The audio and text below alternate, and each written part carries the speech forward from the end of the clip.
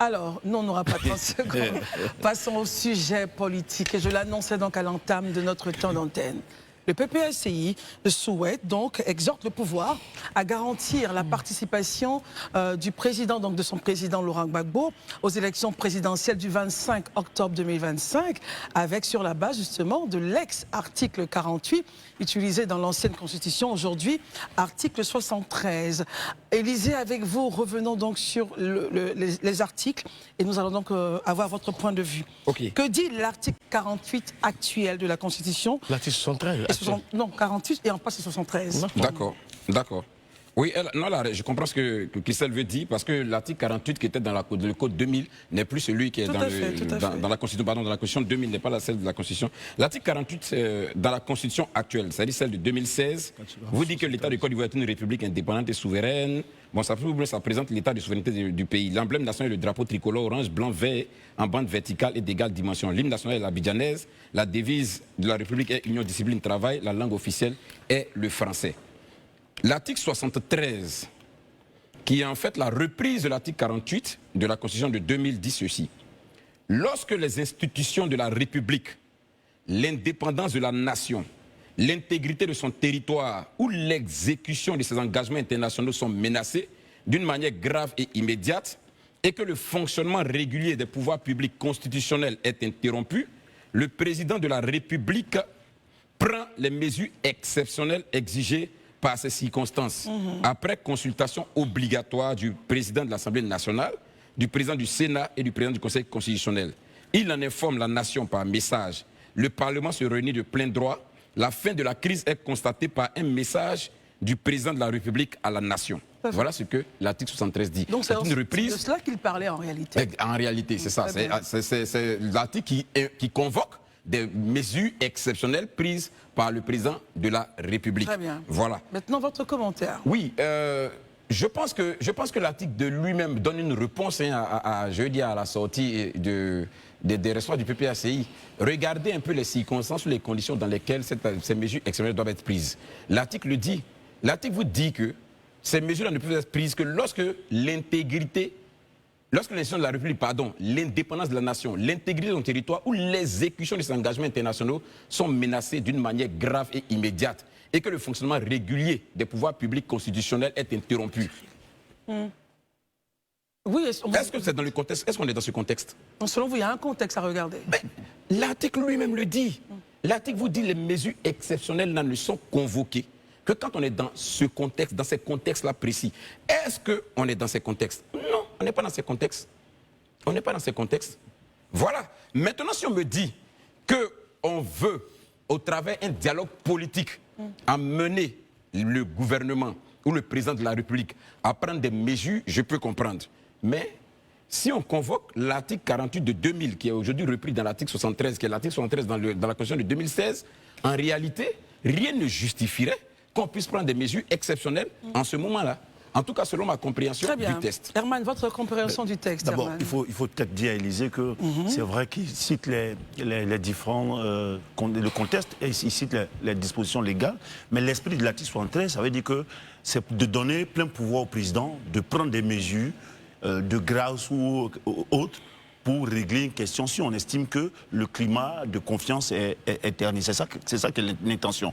Au-delà de ce qui est écrit de façon linéaire. Et c'est dans cet esprit que le président Laurent Gbagbo, en 2000, suite aux différents accords, a décidé de faire certains candidats, des candidats exceptionnels, ouvrir le jeu politique à tous ses adversaires, politiques, la course à la présidentielle de 2010, ce qui a été fait.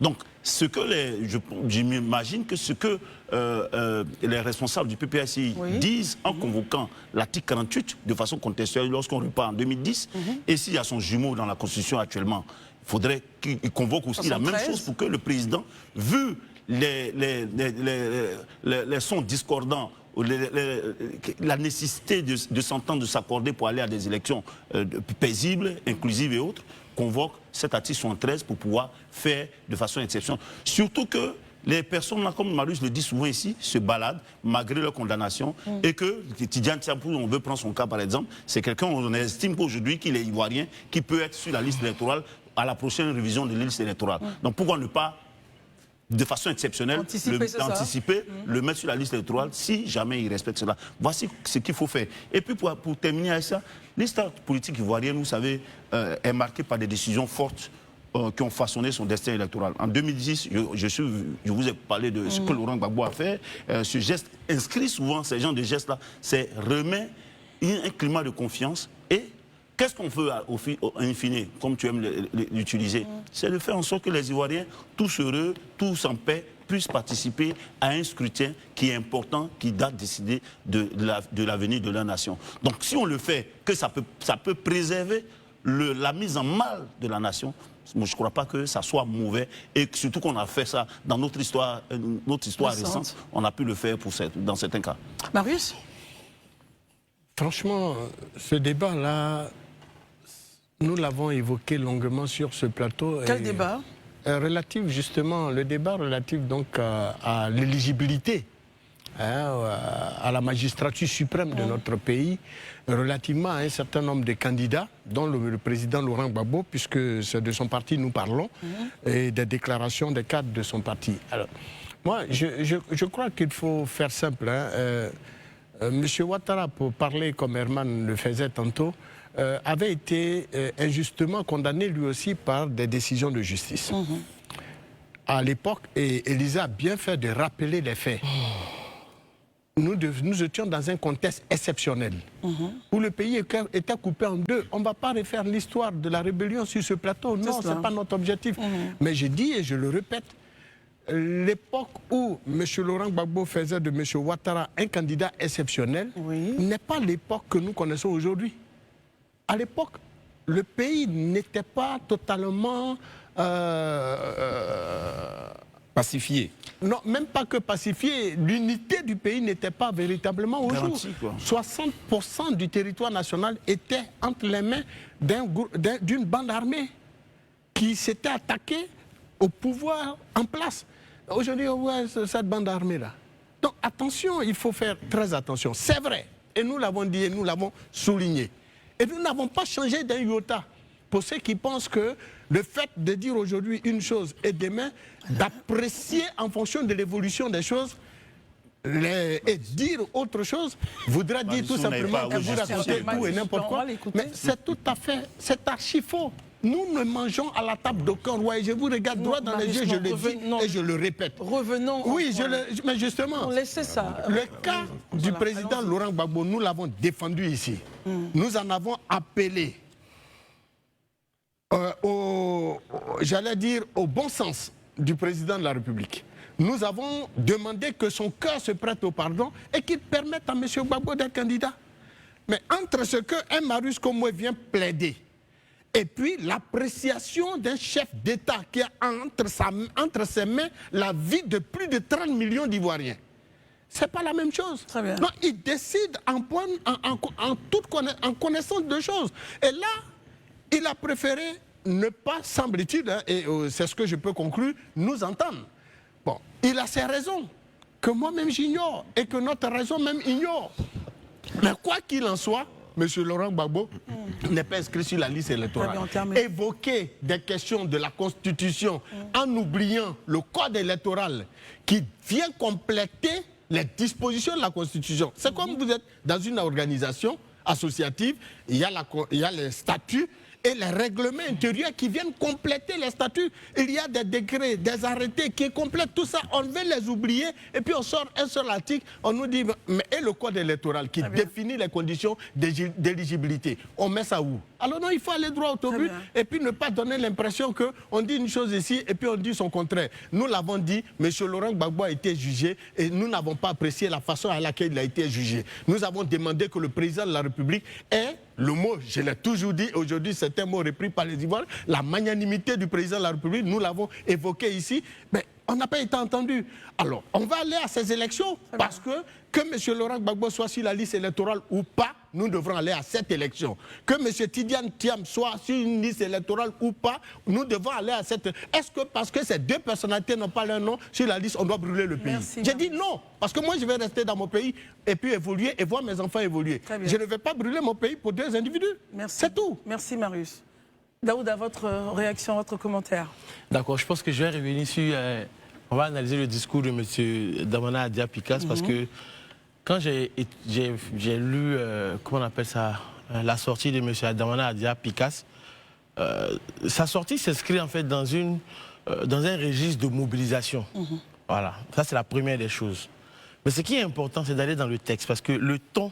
Le fond. Oui, le ton et les formules qui ont été utilisées. Christelle, au-delà de la mobilisation, je pense qu'on est à la limite de l'appel à l'insurrection en fait. Cela? Je m'explique, je vais y arriver. Allez-y. Florilège de termes qui ont été utilisés dans son discours. D'abord, le trop c'est trop, on le sait déjà. Un mouvement qui existe. Voilà, depuis, un mouvement qui existe. Nous irons jusqu'au bout. Nous ne voulons pas que les gens souffrent en silence. Tous ces termes, en fait, participent à une rhétorique, en fait, de contestation radicale. Vous comprenez? Ça, c'est la première des choses. Et l'autre chose, quand il va au niveau du second ou troisième paragraphe, il te dira, nous dénoncerons, nous nous mobiliserons, même face aux intimidations.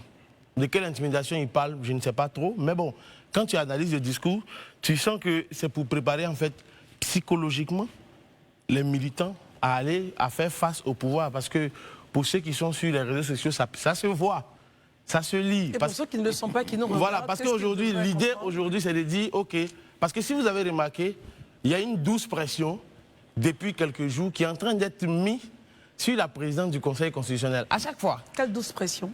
Non, on attend la présidente du Conseil constitutionnel, il faut que le nom de Gbagbo Laurent vienne sur la liste, patati, patata, et plein de choses comme ça. Donc, si, comment on appelle ça, au cas où elle donne son verdict, il faut qu'on aille dans tel restaurant, dans tel cabaret, dans tel ceci, pour aller s'asseoir là-bas, pour attendre.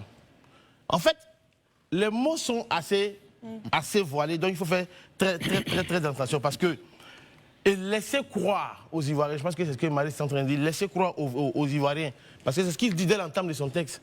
Si Gbagbo Laurent n'est pas sur la liste, et je vais vous lire la partie pour qu'on soit tous d'accord. Allez-y. Voilà. Quel paragraphe? Nous vous disons qu'il faut un véritable dialogue pour que les élections à venir soient paisibles, inclusives et crédibles. Nous disons au pouvoir, il faut arranger pour que le président Laurent Gbagbo soit sur la liste électorale. Car on nous a dit dans ce pays qu'il faut s'arranger pour que Ouattara soit candidat, d'où l'article 48 de Pretoria.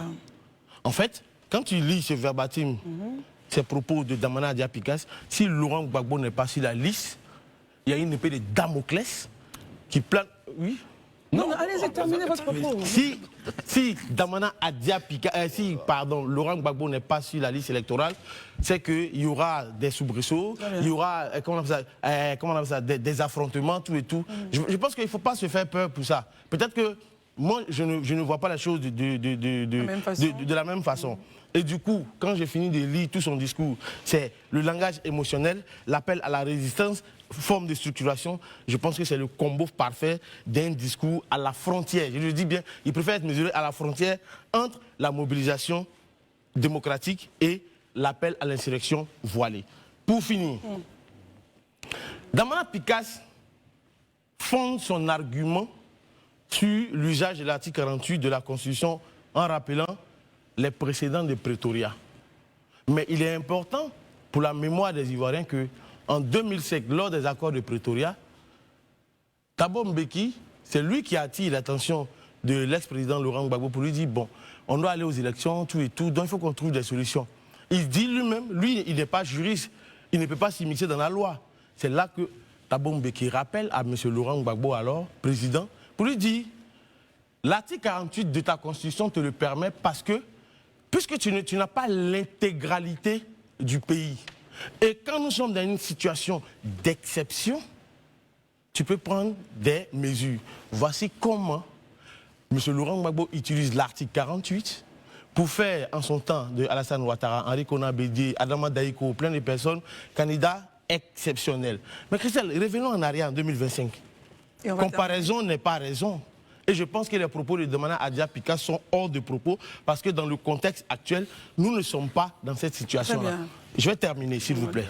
Le contexte de Pretoria était marqué par une sortie de crise, de guerre, où Laurent Gbagbo ne contrôlait absolument rien.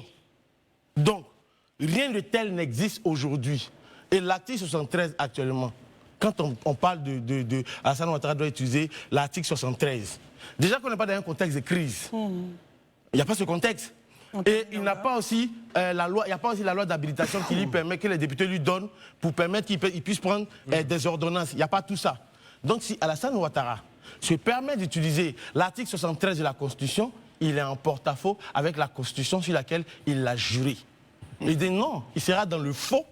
Et je pense que n'importe quel Ivoirien serait capable de porter plainte contre Alassane Ouattara parce qu'il s'est parjuré. Et je pense qu'Alassane Ouattara ne va pas se parjurer. Mais merci Daouda. Herman, vous étiez en soubassement de rire. Oui, allez-y, on aimerait comprendre. Enfin, je ne sais pas comment est-ce que Daouda a fait son analyse de test, parce que ça obéit à une certaine méthodologie. Même il ne suffit pas de dire que dans la forme et dans le fond, et pour dire qu'on fait une analyse de test. Les propos de Damana Picasse, en quoi est-ce que ces propos-là sont différents du discours livré par Laurent Gbagbo la dernière fois? Ou bien c'est parce que c'est Damana Picasse? Rappelons le discours. Mais Laurent Gbagbo a dit simplement qu'on ne va pas laisser le 4e mandat passer. Et on a même dit, analysé sur ce plateau, qu'il se prépare à faire en sorte qu'il y ait un blocage à ce niveau. Si jamais, ce n'est pas fait. Donc, c'est-à-dire qu'aujourd'hui, ce qui me gêne un peu dans la démarche de certains sur ce plateau, c'est comme si, parce que les opposants espèrent que ça marche, donnent même des pistes, des instruments à utiliser au président Alassane Ouattara pour faire en sorte qu'on ait un climat apaisé, parce que l'opposition a ses préalables. On estime que dans cela, lorsque l'opposition va maintenant user des dispositions même légales, légitimes, appeler aux marches et à manifester, ce sont des dispositions légales pour contester dans un régime normal, pour contester par rapport à certaines décisions d'un gouvernement. Donc, si cela ne marche pas, ça ne va pas surprendre aujourd'hui, parce que Laurent Gbagbo l'a dit, que l'opposition puisse chercher par ses voies et moyens qui sont légitimes pour pouvoir faire en sorte qu'il y ait ce droit-là. Donc, en quoi est-ce que Damana Picasse, aujourd'hui, il organise une sorte de chienlit comme cette atmosphère qu'a décrit Daouda? Je ne suis pas d'accord avec ça. Très bien. Moi, je pense que dire que le contexte n'est pas pareil, je suis désolé. Est-ce qu'on souhaite que le contexte ressemble véritablement comme des jumeaux au contexte de 2010 avant de pouvoir entendre ces propositions-là, ces suggestions-là de l'opposition? Non. Aujourd'hui, on est dans une chose. Nous, tout le monde on est là, on discute, tout le monde a peur. Qu'est-ce qui va arriver après le 10 et autres? Donc, si l'opposition estime que voici des instruments, des outils que peut piocher le président de la République pour essayer de calmer, surtout que c'est entre nous, je pense. Très bien. Où est le drame, où est le péril, où est l'orchestration d'une certaine chienlit qui serait en préparation? Bon, alors, on écoute. Élisée avait demandé la parole. Ensuite, Daouda. Ok. Je rebondis sur deux interventions qui, pour moi, quand même, méritent qu'on puisse y attarder un peu. Premièrement, c'est concernant l'intervention de Daouda. Je pense qu'on est sur un plateau de télé. Il faut faire très attention parce qu'il y a des thèmes qui peuvent vraiment, mettre le feu aux poudres. Je pense que les questions d'appel à l'insurrection et tout ça, il faut vraiment les mesurer quand on les utilise, surtout pour décrire les propos de quelqu'un. Ça risque de mettre le feu au poudre. Je pense qu'il ne faut pas qu'on y arrive. Pour le moment, en tout cas, moi, je lis tout ce que je lis comme verbatim. Je pense qu'on n'est pas encore vraiment, je veux dire, à une frontière d'un appel à l'insurrection. Donc ça, c'est important quand même qu'on le relève. Et puis, deuxièmement, je veux aussi rappeler à l'endroit de Herman, parce qu'il est en train de dire, il s'est répété 2 fois dessus, mais je pense que c'est un lapsus qui est révélateur. Allez-y. Lequel?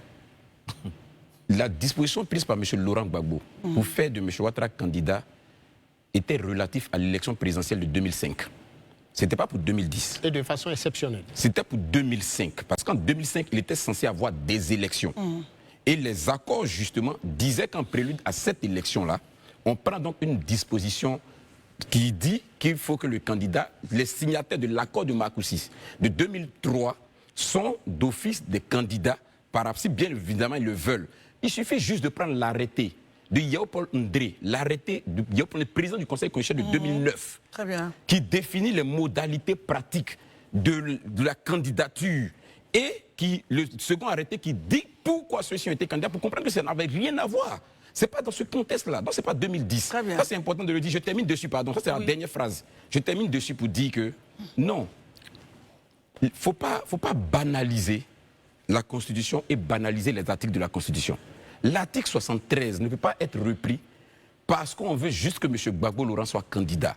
Mais pour que M. Gbagbo Laurent soit candidat, il y a des mécanismes qui peuvent être utilisés en dehors de l'article 73. L'article 73, là, pour l'utiliser, là, voilà ce qui est dit. Les contextes dans lesquels ça doit être utilisé. Il est même dit, les mesures exceptionnelles exigées par ces circonstances, après consultation obligatoire du président. Mais ces circonstances-là, est-ce qu'on les a? On reviendra sur... Non, Élysée, il y a une précision qu'il faut faire. Exprime ton avis en commentaire.